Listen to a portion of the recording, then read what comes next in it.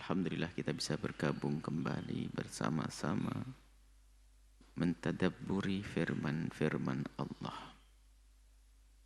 Kita sudah selesai daripada surat Ar-Ra'd. Dan saat ini kita masuk ke surat yang baru, yaitu surat Ibrahim. A'udzu billahi minasyaitonir rajim. Bismillahirrahmanirrahim. Alif Lam Ra. Seperti ada banyak surat-surat yang dimulai dengan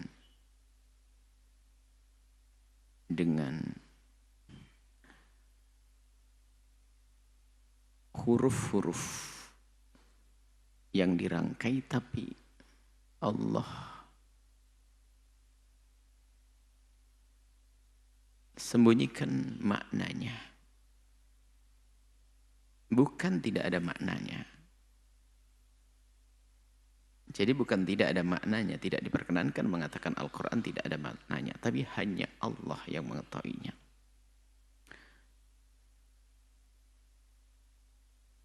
Dan di balik ayat seperti ini, tentu di situ ada satu kemukjizatan di dalam Al-Quran sendiri. Dan juga ini menunjukkan bahwa ini adalah memang bukan karangan Nabi Muhammad SAW. Kalau orang ngarang sesuatu, dia akan menulis sesuatu, jika ditanya, dia akan menjawabnya. Tapi baginda Nabi di saat menerima wahyu, alif lam mim, alif lam ra, ya sudah. Kalau karangan tidak akan dihadirkan, karena apa? Nanti saya ditanya apa artinya, kan begitu. Dan karena Nabi bukan membuatnya, tapi Nabi menerima dari malaikat Jibril. Bunyinya seperti ini, alif lam pada Allah. Ada. Hanya kita tidak diberitahu.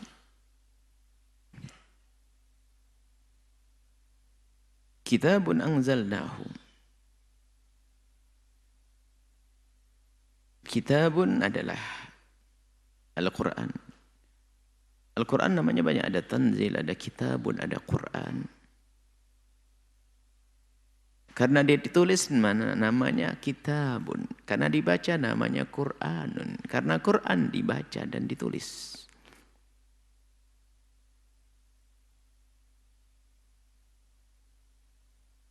Kitabun ini Al-Quran anzalnahu, telah kami turunkan, Allah turunkan kepada aku, Al-Quran, ilaika, kepadamu. Jadi Al-Quran diturunkan oleh Allah kepada baginda Nabi Muhammad SAW litukhrija, untuk engkau mengeluarkan, wahai Muhammad, tentunya dengan Al-Quran, an-nasa, manusia.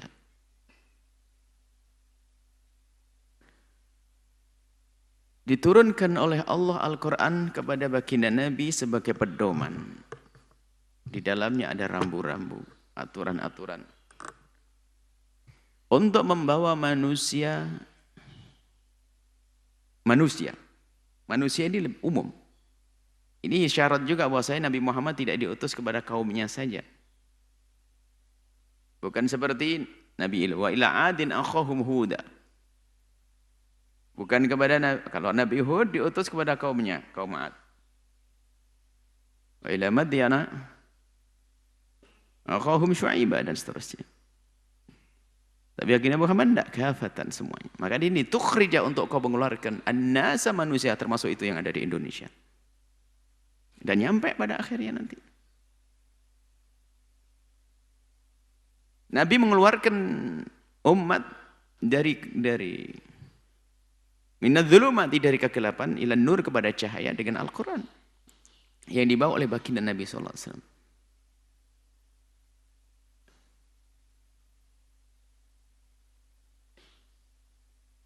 Minadz-dzulumat, dari kegelapan-kegelapan. Ta'bir Quran dari Al-Quran, ungkapannya dzulumat jamak. Bukan dzulmah, tapi dzulumat, kegelapan-kegelapan. Dan memang jalan kegelapan banyak sekali. Ila nur, kepada cahaya, cahaya tidak pakai jamak mufrad. Jalan kebenaran hanya satu. Jalan Allah Subhanahu wa ta'ala. jalan iman. Jadi kesesatan bermacam-macam. Akan tapi semuanya kalau ingin keluar dari kesesatan harus menuju jalan yang satu. Ilan nur. Jadi digambarkan untuk memindah orang itu dari kegelapan hissi ilan nur, kegelapan kepada cahaya hissi. Gambarannya gitu dulu, hissi dulu. Hissi itu apa? Yang bisa diindra. Jadi mengeluarkan orang itu dari kegelapan menuju cahaya gelap, dari gelap gulita di kamar yang gelap dikeluarkan, dibuka pintunya, oh terang. Dan memang kita perlu untuk itu semuanya. Gelap yang sifatnya yang dari indera kita, mata kita, tapi di sini ada makna juga, bukan gelap-gelap yang sifatnya hissi atau indrawi yang bisa diindra, tapi juga maknawi. Nah maknawinya dilanjutkan. Ini biizni rabbihim, tentunya semua adalah atas izin Allah, kehendak Allah. Nah, ila siratil azizil hamid. Nah ini baru maknawi. Ila sirati, jalan dari kegelapan-kegelapan, jalan-jalan hidup, jalan kehidupan. Manusia yang bermacam-macam, kalau sudah bicara kehidupan itu ada kehidupan yang sifatnya cara hidup zahir, bermuamalah, interaksi, hubungan laki perempuan dan seterusnya. Ada cara hidup yang sifat yang dirasa, keimanan, keyakinan. Di alam nyata itu semua ada. Sehingga ada orang menjalani hidup dengan Masya Allah, na'udzubillah, seperti binatang. Tidak ada pernikahan dan sebagainya. Ada kaum semacam itu. Hidupnya pun tidak ada peraturan, bunuh-membunuh dan seterusnya ada. Kemudian juga mereka secara batin ada berkeyakinan nyembah matahari, nyembah pohon, nyembah batu, nyembah ada. Itu mereka dalam zulumat, harus dibawa kepada ilan nur, kepada cahaya. Biizni rabbihim, atas petunjuk izin Allah Subhanahu wa taala. Ila siratil azizil hamid. Jadi kegelapan yang sifatnya zahir kepada cahaya sifatnya zahir, juga dari kegelapan yang sifatnya batin menuju cahaya yang sifatnya batin. Ini langsung isyarat ila siratil azizil hamid. Ini sudah sifat batini, maknawi. Sirat, mana jalannya? Tapi bisa dihubungkan dengan jalan yang sifatnya yang bisa diindra. Jadi kalau pengen cepat nyampe itu jalan siratal mustaqim, ya pakai tol. Ya nggak banyak kayak kolok-kolok, jalan yang lurus, yang benar, lihat. Yang lain 7 jam bisa 2 jam. Jadi kalau pengen sampai kepada Allah ya ikut sirat ini. Sirat jalan yang lurus, siratal mustaqim, jalan Allah yang lurus. Siratul Azizil Hamid, jalannya Allah Aziz Al-Hamid. Al-Aziz adalah zat yang tidak terkalahkan. Al-Aziz yang perkasa, yang dengan kekuatan, dalam bahasa yahlib wala yughlab gitu letannya. Tidak bisa terkalahkan jika Aziz. Al-Hamid terpuji. Al-Aziz kekuatan. Al-Hamid mengarah kepada keindahan, kelembutan. Tersanjung, disanjung. Al-Hamid terpuji. Biasanya pujian itu akan dihadirkan karena kelembutan dan keindahan. Maka di dalam kita mengajak kepada kebenaran, tentunya harus kita bersandar kepada Al-Azizil Hamid dan mengambil daripada sifat Azizil Hamid. Kita harus membangun kekuatan. Sehingga di dalam hidup aman pun tetap disunahkan kita kalau belajar kuda, naik kuda. Main panah, mempersiapkan, itu tetap sunnah. Al-Hamid kemudian juga dengan perilaku yang terpuji, akhlak yang mulia. Dan orang yang berbekal semacam inilah yang pantas untuk mengemban atau membawa orang ke jalan as-siratal mustaqim. Kalau tidak belok nanti. Nah kalau sudah pakai as-siratal azizil hamid, maka cepat nyampe. Jadi banyak, jadi gambarannya adalah berada di kegelapan yang luar biasa. Dikeluarkan kepada nur, ke sana nurnya itu. Cahayanya di sana. Baik, ini kita gambarkan yang sifatnya hissi atau makna indrawi menuju kepada suatu yang indrawi juga. Jadi dari gelap kita berada dalam kegelapan, kegelapan macam-macam. Akan kita menuju samawati wa ma fil ard. Maka yang harus kita hadirkan keyakinan. Jadi semua yang Allah berlakukan dengan aturan-aturan Allah dalam Al-Quran kemudian dijelaskan oleh baginda Nabi dengan hadisnya dipahami para ulama, pasti itu yang terbaik. Karena itu artinya dari Allah yang maha tahu tentang makhluknya.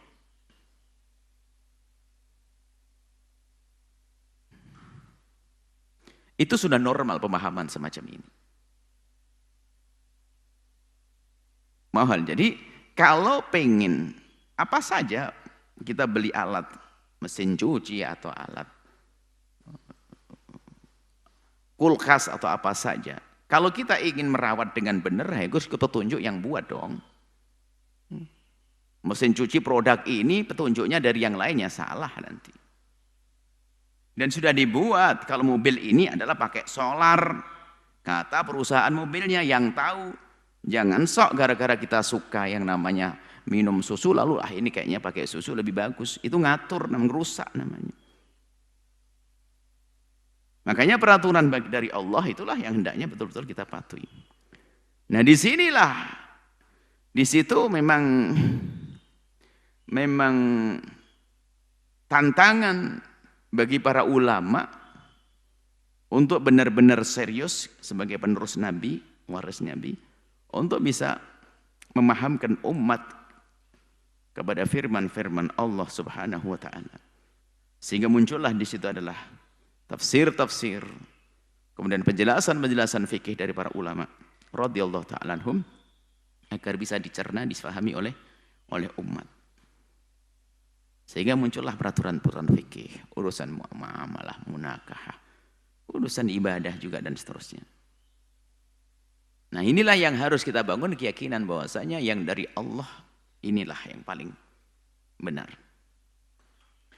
Memang nanti di dalamnya ada kesalahpahaman, bukan kesalahpahaman, perselisihan yang terjadi di antara ulama dengan ulama, itu bisa kita lihat. Apakah ini perbedaan yang bisa dimaafkan berangkat dari nas yang diijtihadi, yang boleh diijtihadi karena memang mengandung makna yang ini multi makna, yang makna ganda, kemudian satu mengambil A, yang satu mengambil B, ini babnya beda. Yang jelas sekarang kita harus meyakini bahwa selagi yang bersumberkan dari Allah, maka harus kita yakini itu yang paling benar. Itu keimanan dulu. Karena itu dari Allah yang lahu ma fis samawati wa fil ard. Kalau kita tidak keyakinan ini, lihat, maka kita akan menjadi manusia wailun celaka. Wailun celaka lil kafirin, bagi mereka yang mengingkari itu semuanya. Mengingkari kebenaran Al-Quran, mengingkari kemahakuasaan Allah. Dan bagi mereka adalah wail, kecelakaan. Celaka yang amat besar, min adzabin syadidin, daripada siksa yang pedih. Nah, ciri khasnya mereka itu bagaimana nih orang-orang seperti itu? Yang sekaligus ciri khasnya tanda-tanda orang yang enggak mau dengan kitabun anzalnahu tadi. Tandanya ada. Alladzina yastahibbuna al-hayatad dunya 'alal akhirati. Ciri pertamanya adalah dia yastahibbuna. Ini kafir sesungguhnya. Biarpun orang katanya beriman, tapi bersifat gayanya orang kafir nanti ada. Jadi kekuatan imannya, jadi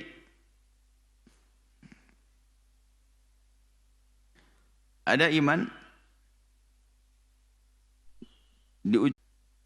sehingga dalam perjalanannya yang jelek ini menuju kekafiran sebenarnya perlahan demi perlahan. Dan mungkin ada yang murtad suatu ketika, naudzubillah. Dan di dalam perjalanannya ini ada menemukan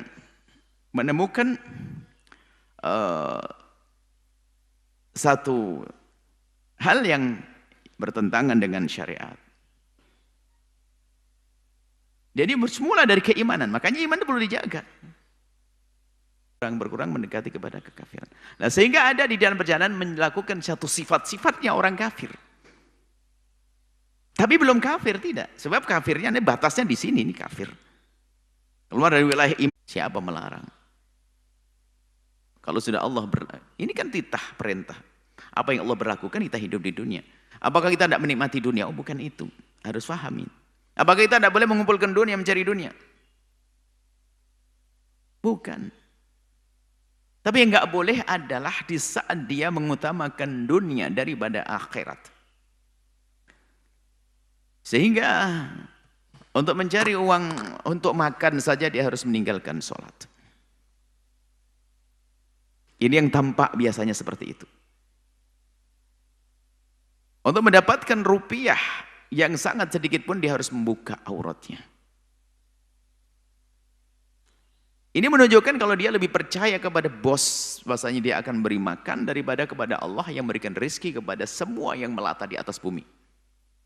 Termasuk dia.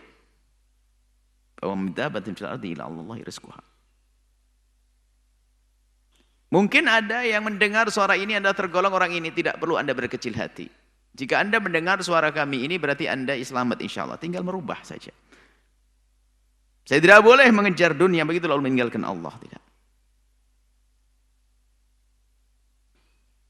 Bisa jadi dia berbuat baik ternyata dengan kemaksiatan. Karena bukan karena Allah dengan sesungguhnya. Itulah mendahulukan dunia daripada akhirat. Tapi kalau orang kenal akhirat dengan sesungguhnya maka dia berkiprah di dunia sebebas-bebasnya.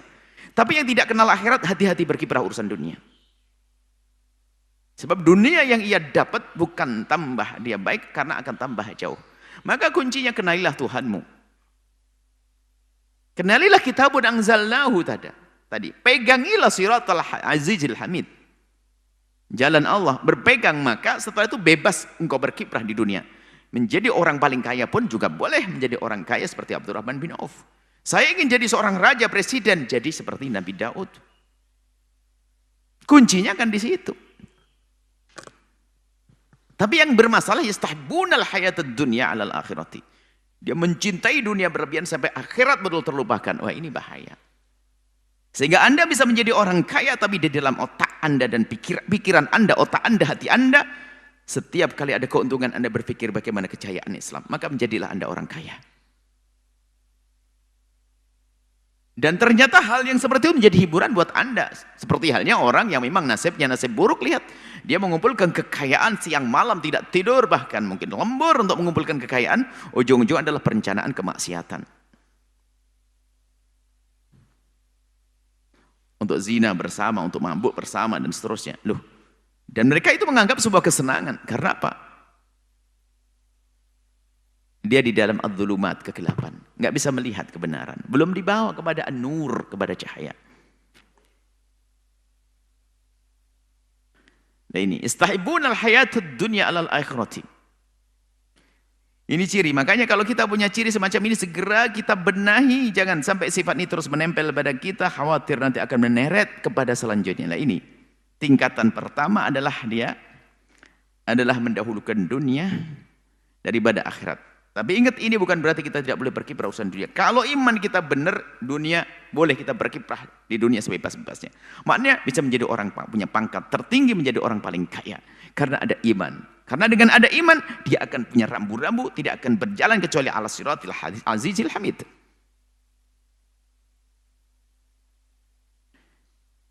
Kalau tidak segera kita pangkas yastahibunal hayat dunya, maka akan masuk wilayah selanjutnya. Untuk menyempurnakan kekafiran ini, iblis selalu menyeret kita. Apa? Yasudduna an sabilillahi. Yasudduna an sabilillahi, sudah mulai. Dia ternyata bukan sekedar dia mementingkan orang, tapi sudah mulai menghalangi orang dari kebaikan. Punya propaganda keburukan, seruan-seruan kebatilan. Sudah mengajak kepada ketidakbenaran. Sudah mulai tingkatnya lebih dahsyat lagi. Semula adalah yastahibbunal hayatad dunya.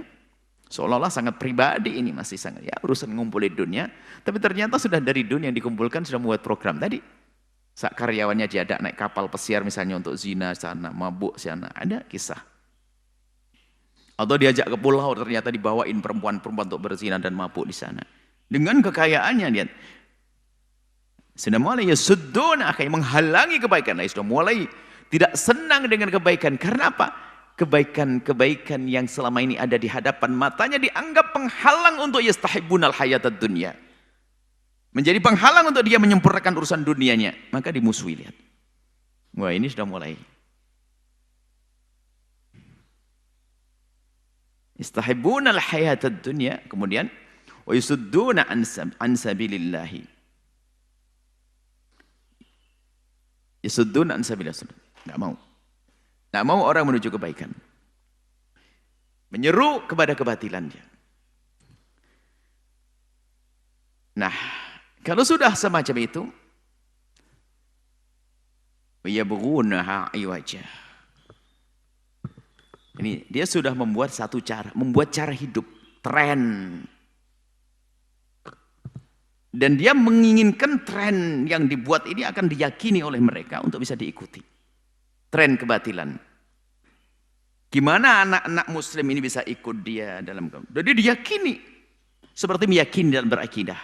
Orang-orang yang ke bawah. Yabghuna iwaja menghendaki jalan yang semula lurus itu menjadi bengkok. Dikasih jalan yang tidak benar.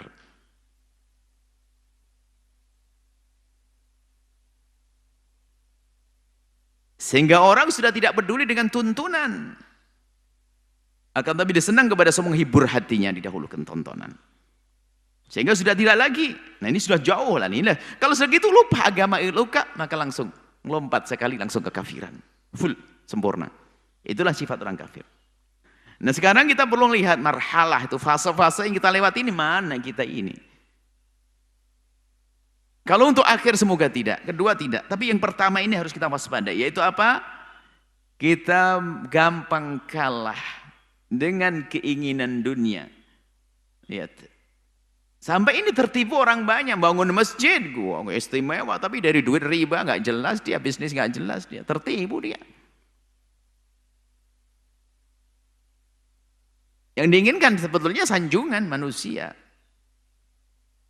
Dari sini maka alladzina yastahibbuna al-hayatad dunya 'ala al-akhirati. Yuk kita. Di sini dulu jangan ini segera kita beresi. Rata-rata ahli iman di sini dan ini yang ditakutkan baginda Nabi sallallahu alaihi wasallam. Wallahi inilah ahsya alaikum an tusyriku. Oh, kama qala Nabi. Aku tidak khawatir kalian menyekutukan Allah langsung di sana, enggak. Jalannya enggak begitu, enggak mudah. Bahkan Dajjal tidak seberapa aku takut. Ada lebih aku takut Dajjal adalah sebenarnya walakinni ahsya alaikumud dunya an tanafasu fiha. Yang tapi yang aku khawatirkan adalah dunia. Kau berebut mencari dunia sampai lupa. Dan kalau sudah ini dunia dia nggak pandang rebutan waris terjadi. Padahal katanya jago umrah. Na'udzubillah. Umroh rajin sedekah bangun pondok bangun masjid tapi warisan dengan saudara nggak beres-beres. Berarti tergolong dia itu mementingkan dunia sebetulnya bukan akhirat. Loh kok bangun masjid? Tidak. Kalau kenal Allah nggak mungkin. Pasti dia mendahulukan waris dibagi daripada dia bangun masjid. Ini dunia sudah menguasai hatinya, hubbud dunia. Bukan hadis memang hubbud dunia ra'su kulli khati'atin, bukan hadis. Tapi maknanya benar. Kalau sudah orang dikuasai dengan dunia maka katailah gelap matanya, lihat. Allah akan dilanggar. Jadikan dunia di hatimu, di tanganmu, jangan kau jadikan dunia di hatimu. Bagaimana agar tidak menjadikan dunia di hati kita? Boleh kita karena mungkin bakat mencari dunia, tapi langsung daftarkan dunia itu untuk Allah. Secepatnya, untuk kebaikan. Nah, orang-orang yang seperti itu yang tertipu dengan dunia, kemudian menghalangi orang dari kebaikan, kemudian merubah semuanya tidak baik dikemas jadi seolah-olah baik, menjadi tren yang disenangi. Na'udzubillah, ulaika fi dhalalim ba'id. Mereka dalam kesesatan yang jauh, bukan sesat tok, sesat sekali.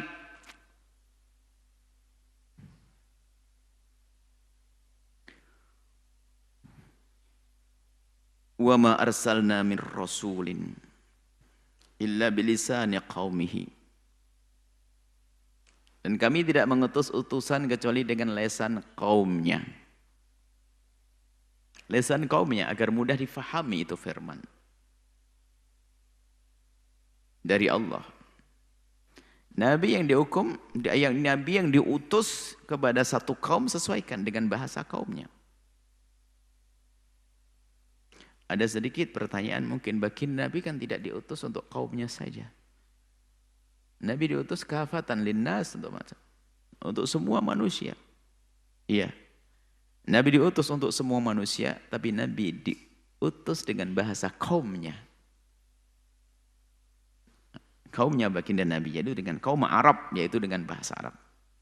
Kemudian pilihan Allah tentu ada maksud. Karena bahasa ini yang telah Allah pilih menjadi bahasa yang terbaik. Bahasa yang bisa mencakup. Arti dengan bahasa ini sudah Allah yang punya rencana dan Allah yang maha tahu.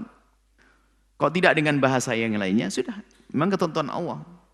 Begitulah namanya sudah dipilih oleh Allah, ya sudah jangan tanya Allah memilih Nabi Muhammad sebagai Nabi. Kan bisa saja Allah memilih Nabi dari Jawa, dari Afrika, bisa saja. Tapi sudah pilihan Allah. Kita pasrah kepada Allah. Selagi pilihan Allah, ya sudah itu pilihan Allah. Seperti Allah memilih Anda semua menjadi ahli iman, kan pilihan Allah. Sementara di sana ada yang ditinggal oleh Allah, tidak dipilih lalu dalam kekafirannya. Termasuk bahasa yang dipilih oleh Allah untuk umat dunia adalah bahasa Arab. Dan kenyataannya sampai hari ini dirasakan. Tidak ada bahasa yang bisa dikenali oleh orang seperti bahasa Arab. Biarpun orang tidak berbisa bahasa Arab, ternyata bisa mengenali bahasa Arab. Bahkan orang tidak ngerti bahasa Arab, tapi bisa menghafal Al-Quran kok. Tidak di Afrika, tidak di Jawa. Ditanya nggak ngerti, tapi bisa menghafal Al-Quran.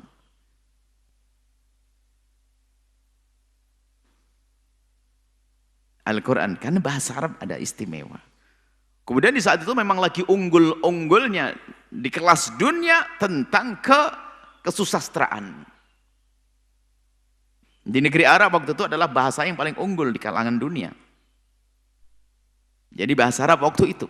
Dan hari ini, biarpun kita orang Jawa ya nggak bisa mengatakan bahasa kita lebih nggak. Ya, bahasa Nabi Muhammad, bahasa Al-Quran. Nggak bisa.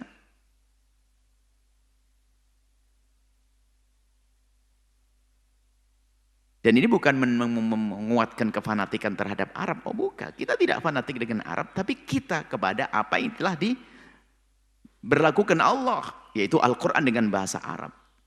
Maka kita memuliakan Al-Quran. Dan bahasa Arab menjadi bahasa terbaik karena dipilih oleh Allah untuk diturunkan Al-Quran dengan bahasa Arab. Dihafal. Kitab setebel itu Al-Quran. Coba cari kitab-kitab suci yang lainnya.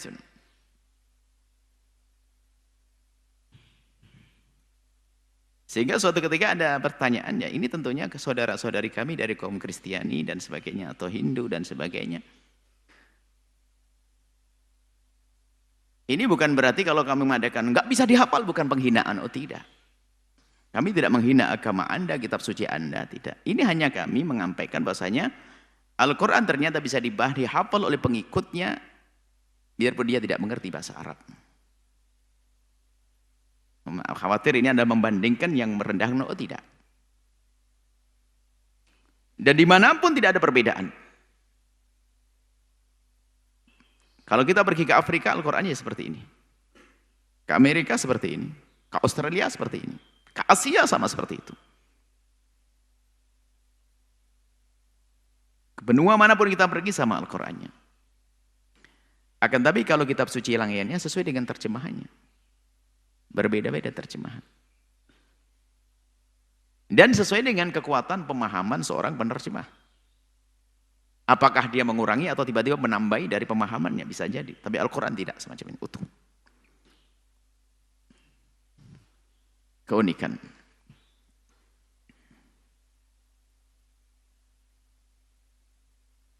Suruh ngafali, ses nggak ketemu tuh, bolak balik nggak ketemu.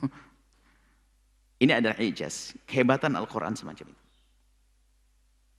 Maka orang mudah kagum kecuali ada kedengkian, kebencian. Dan kita tidak boleh menanamkan kebencian. Tidak boleh kita dengki kepada kaum Nasrani, tidak boleh dengki kepada kaum Yahudi, tidak boleh benci kepada kaum-kaum tidak benci. Kita membenci kepada siapapun karena kejahatan yang dilakukan. Biarpun seorang Muslim kita benci dengan kejahatannya. Selesai. Kemanusiaan adalah sama. Maka takbir an-nas, an-nas, an-nas. Jadi yang disuruh oleh Nabi adalah semua manusia. Semua manusia, sisi kemanusiaannya diseru oleh Nabi, tapi sisi kebatilannya harus kau tinggalkan. Kau dengan kejahatanmu, oke. Masuk kepada agama yang benar, kau tinggalkan kejahatanmu. Kan gitu. Engkau dengan keyakinanmu, masuk Islam, tinggalkan keyakinanmu. Kemanusiaan yang diseru. Makanya agama untuk semua manusia. Kemudian Al-Quran diturunkan oleh Allah dengan bahasa Arab untuk orang Arab, karena Nabi di Arab, liyubayyina lahum, ya, agar mereka mengenali, faham dulu, baru dari situlah nanti akan disebarkan. Wa yudhillullahu man yasha'u, maka Allah akan, jadi kesesatan memang dikehendaki oleh Allah. Zaman seperti orang Jabariyah lalu berkata, kalau memang kita disesatkan oleh Allah, lalu kenapa kita diseksa? Oh, bukan begitu.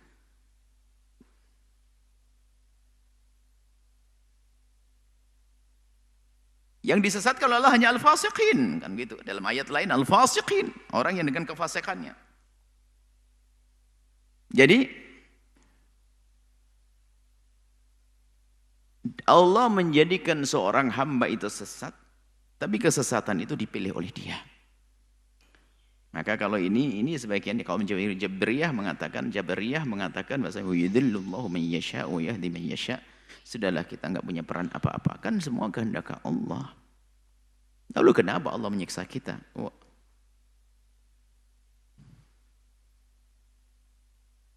Tidak ada yang mendapatkan hidayah kecuali dari kehendak Allah. Dan tidak ada orang sesat kecuali kehendak Allah. Itu benar. Dan memang itulah. Itu keyakinan kita. Cuma di situ juga ada penjelasan bahwasanya semua dari kita ini diberi oleh Allah juga kemampuan dan juga kemauan. Madhab Asy'ariyah. Jadi semua dari kita punya masyiah, kehendak. Semua mengakui, coba, saya berkehendak mengangkat pulpen. Saya punya kehendak, saya punya kehendak, saya punya kehendak. Bohong kalau mengatakan, oh enggak, saya tidak berkehendak. Nah, ini tidak insyaf. Jabariyah yang tidak insyaf. Mengatakan seperti kita, seperti rish, seperti bulu-bulu yang diterbangkan oleh angin. Jadi enggak ada ya, aku ini, zina, ini dan sebagainya. Ulama kita mengatakan, kamu harus pikir, kamu punya kemauan tidak? Ya, saya punya kemauan, ini buktinya. Nah, kemauanmu itu adalah kemauan Allah. Artinya begini, Allah menghendakimu untuk berkehendak.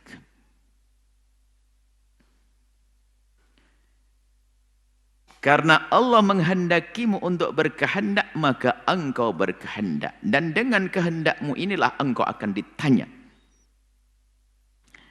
Maka yang melakukan kejahatan tanpa kehendaknya enggak dianggap sebagai dosa.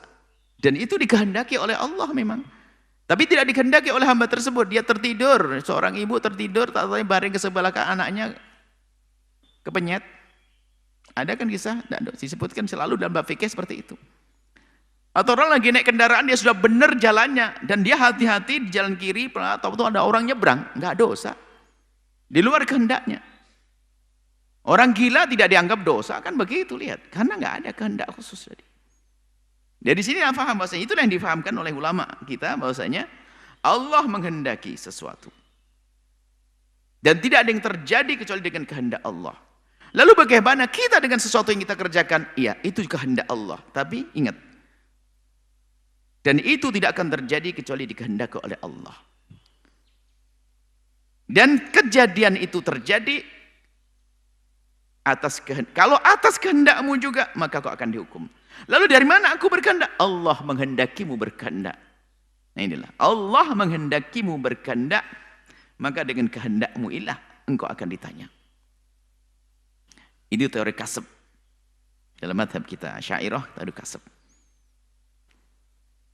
Ya, jadi yudhillullahu may yasha, Allah kehendaki, Allah akan sesatkan siapa yang Allah kehendaki, dan memang orang itu menghendaki kesesatan tersebut, memilih sudah atau jalan benar, dia milih jalan kiri. Maka dia sesat karena dia milih. Karena kata fasik kan, ada sebagian riwayat ayat memberikan yang disesatkan adalah al-fasikin, orang fasik. Maknanya apa? Dia memilih itu dengan kehendaknya. Karena tidak akan dikatakan fasik kecuali dia melakukan dengan kehendaknya.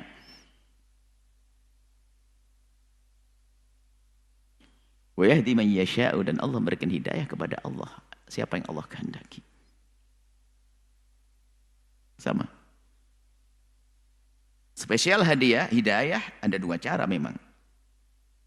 Spesial hidayah ada dua cara. Ada hidayah langsung Allah berikan tanpa upaya dan usaha dari seorang hamba. Terpuruk,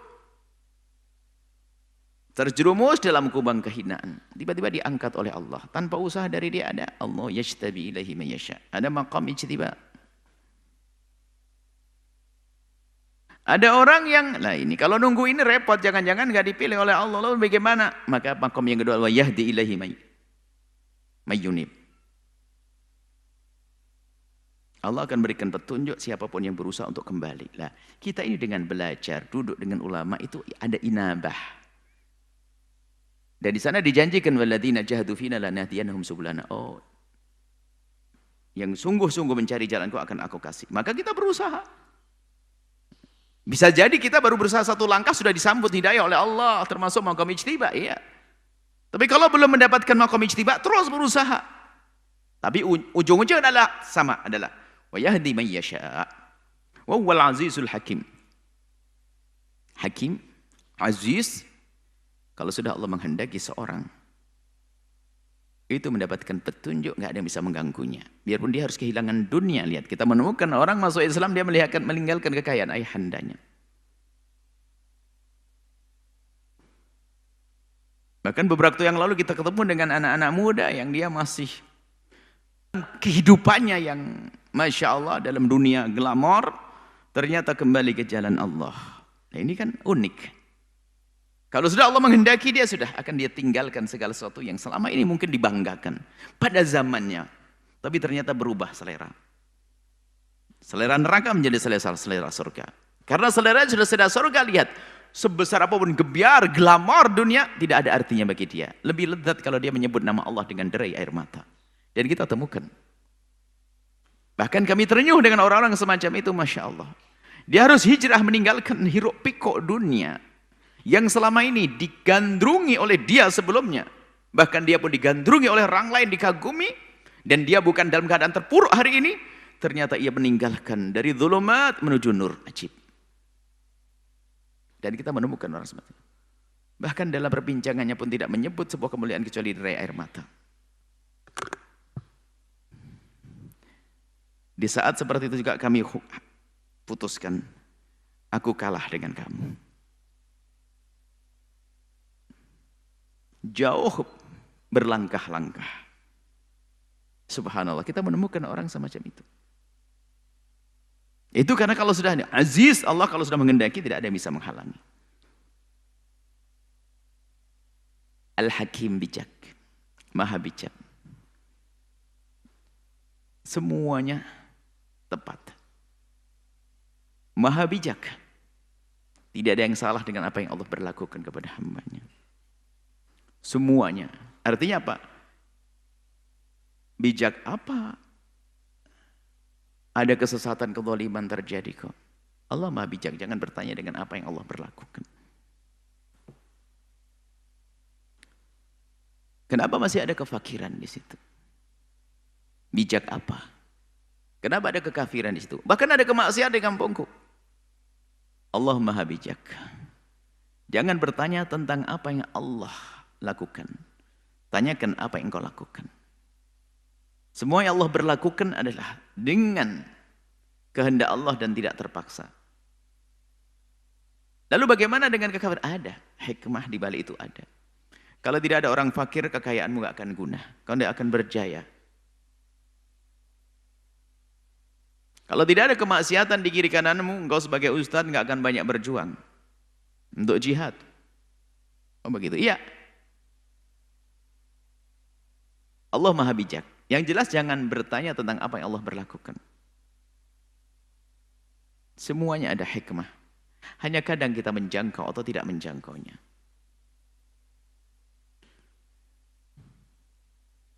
Walaqad arsalna Musa biayatina. Dan kami telah mengutus Musa ini untuk ibrah bagi kita. Diberitahukan kisah ini kepada baginda Nabi sallallahu alaihi wasallam. Walaqad arsalna Musa biayatina, dan kami telah utus Sayyidina Musa biayatina, tentu dengan tanda-tanda yang banyak, tanda-tanda, karena ada Fir'aun. Fir'aun bukan kaum Musa. Kaum Musa adalah Bani Israel. Tapi Fir'aun adalah yang menghalangi Nabi Musa. Fir'aun bukan kaum Musa. Tapi Fir'aun yang menghalangi Nabi Musa. Maka menjadi musuh akhirnya. Tanda-tanda terbelahnya laut. Terbenahnya. Kemudian macam-macam, ada tongkat, ada tangan keluar penuh dengan cahaya. Dan kebenaran yang dibawa oleh Nabi Musa, komando-komando atau pesan-pesan kebenaran yang dibawa oleh Nabi Musa.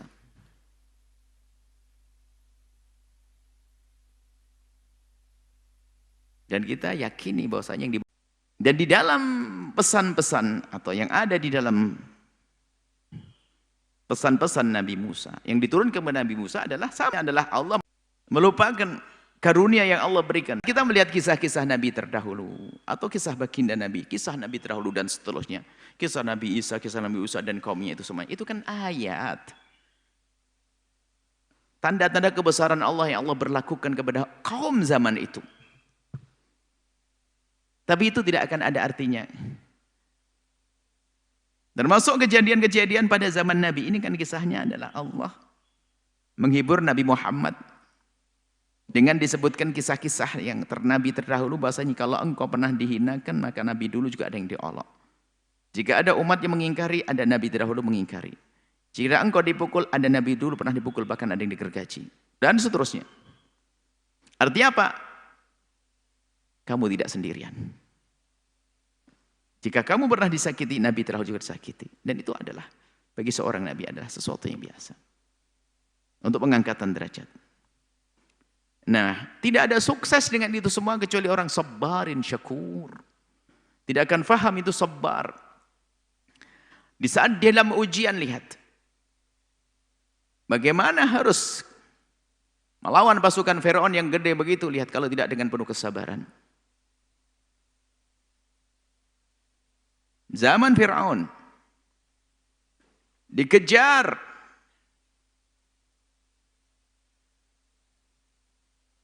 oleh pasukan-pasukan yang luar biasa. Karena zaman itu Firaun bisa saja disebut sebagai negeri adidaya, negeri terkuat yang bisa dicatat oleh sejarah dengan peradabannya yang sampai hari ini pun masih peninggalannya bisa kita lihat. Artinya betul-betul negara yang luar biasa waktu itu. Lalu diuber ini, tidak akan beruntung itu. Maka ini adalah bagi orang yang penuh kesabaran yang akan sukses. Dan terjadi pada zaman baginda Nabi juga, lihat.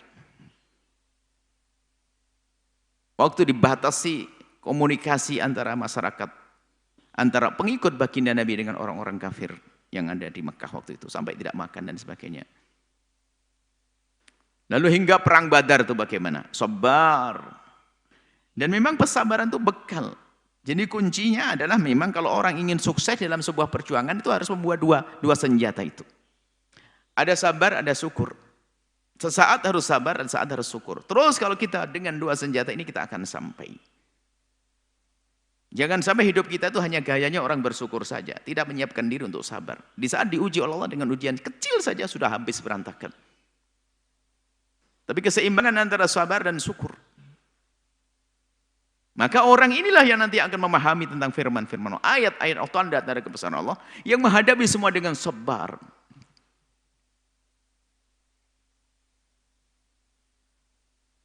Bahkan kadang satu keadaan bisa saja kita menghadirkan sabar dan syukur. Kita bertanya, adanya pandemi ini syukur atau sabar? Ada orang syukur, ada orang sabar.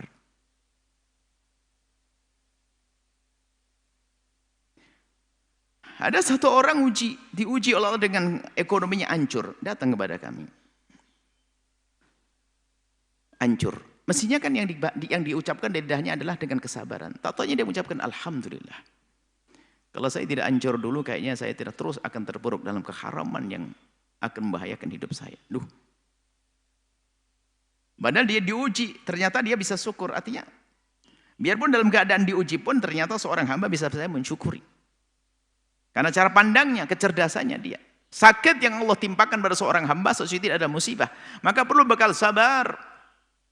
Dan dengan kesabarannya itu akan menata hatinya untuk sampai kepada hakikat ujian itu apa sih? Ternyata setelah itu dia akan menyadari ternyata di balik ujian yang Allah berikan adalah pengangkatan derajat, pengampunan dosa, pahala yang akan Allah simpankan nanti di akhirat. Sehingga ujungnya akan menjadi tiba syukur pada dalam keadaan diuji.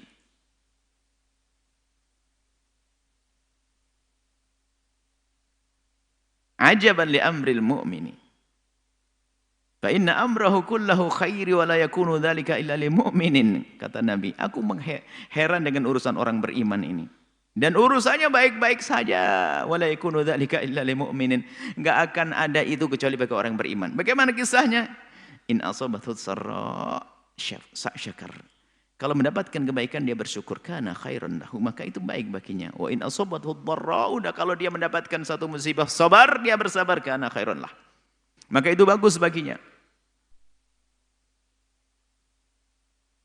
Nah, sabar dan syukur yang menjadikan kita bisa melihat tanda-tanda kebesaran Allah. Baik yang kita baca melalui Al-Quran atau yang bertebaran di semesta di hari ini. Maka bagaimana kita menyikapi corona? Kalau Anda tidak bisa dengan syukur, maka jangan lupa Anda harus punya bekal sabar. Di dalam diri kita ada dua. Saya punya stok sabar dan saya punya stok syukur. Di saat diuji dengan corona, no problem, saya akan sabar. Di saat diberi oleh karunia, saya punya syukur, indah. Kebaikan bagi hamba tersebut. Maka dengan begini dia akan bisa memahami tanda-tanda kebesaran Allah yang disebutkan inna fi dzalika dalam sikap Musa dan pengikutnya. Begitu juga karena kisah ini dihadirkan untuk dikisahkan disampaikan kepada baginda Nabi yang terjadi pada zaman baginda Nabi. Kemudian sampai hari ini tanda-tanda kebesaran Allah itu hanya bisa dilihat dan akan menambahkan keimanan, kedekatan kepada Allah kalau kita punya senjata adalah sabar dan syukur. Likulli sabarin syakur. Wallahu a'lam bissawab. Setelah Anda menyaksikan video ini, jangan lupa berselawat kepada baginda Nabi Muhammad sallallahu alaihi wa alihi wa sahbihi wasallam.